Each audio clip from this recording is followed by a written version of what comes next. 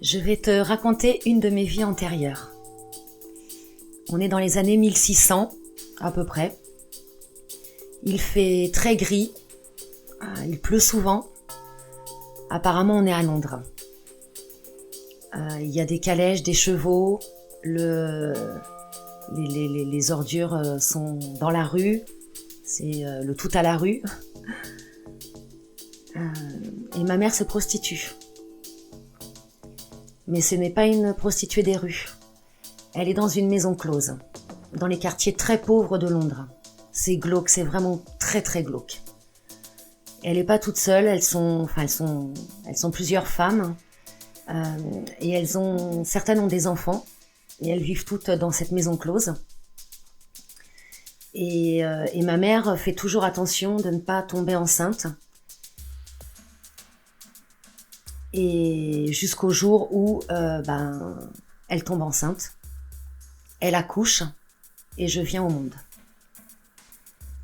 Les années passent, je grandis, j'ai à peu près 8 ans et elle commence à m'expliquer qu'il est important pour qu'on puisse partir de ce lieu glauque, de ce lieu ignoble, d'amasser de l'argent, un maximum d'argent. Et elle me demande de me prostituer, mais sans pénétration. Elle me livre aux hommes, mais il y a pas de pénétration. C'est toujours les mêmes qui viennent, c'est des habitués. Quelques années passent, là j'ai entre 10 et 12 ans, 11 ans. Et un jour, un homme arrive, ce n'est pas un habitué, personne ne le connaît. C'est un homme riche. Il arrive avec une calèche, une belle calèche. On voit qu'il a de l'argent, il est bien habillé. Et ma mère le reçoit et il demande à m'avoir moi. Ma mère explique qu'avec moi, il n'y a pas de pénétration. Et lui, il veut la pénétration. Et il dit à ma mère qu'il est prêt à payer, à donner beaucoup, beaucoup d'argent.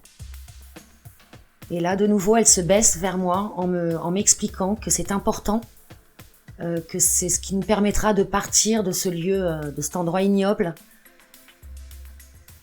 et que pour ça, il nous faut beaucoup d'argent. Et elle me dit d'aller avec lui. J'y vais. On va dans la chambre. Il me viole. Il me découpe en morceaux. Il me tue. Il s'en va, il laisse l'enveloppe sur la table de chevet. Et il part. Ma mère arrive dans la chambre. Elle voit une mare de sang, une énorme mare de sang. Elle voit mon corps découpé en plusieurs morceaux. La tête, les membres. Elle est en panique, elle éponge, elle nettoie, elle éponge, elle éponge, elle éponge.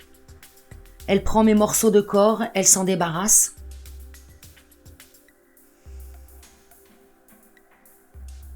Elle voit l'enveloppe sur la table, elle la prend, elle arrange à l'endroit où elle mettait l'argent. Et ensuite, elle continue ses activités comme si rien ne s'était passé. Mais elle perd la tête. Ses copines ne la reconnaissent pas. Elle parle plus. Elle est très bizarre. Et 1 mois après, elle se suicide en se taillant les veines. Ses copines la découvrent comme ça. Quand elles ont rangé ses affaires, elles ont trouvé dans un endroit bien caché un gros magot, énormément d'argent, ce qui nous aurait permis déjà de quitter ce lieu glauque depuis très longtemps. Mais elle ne l'a jamais fait. Et cette femme de Londres, qui était ma mère dans les années 1600, est aujourd'hui le père de mes enfants.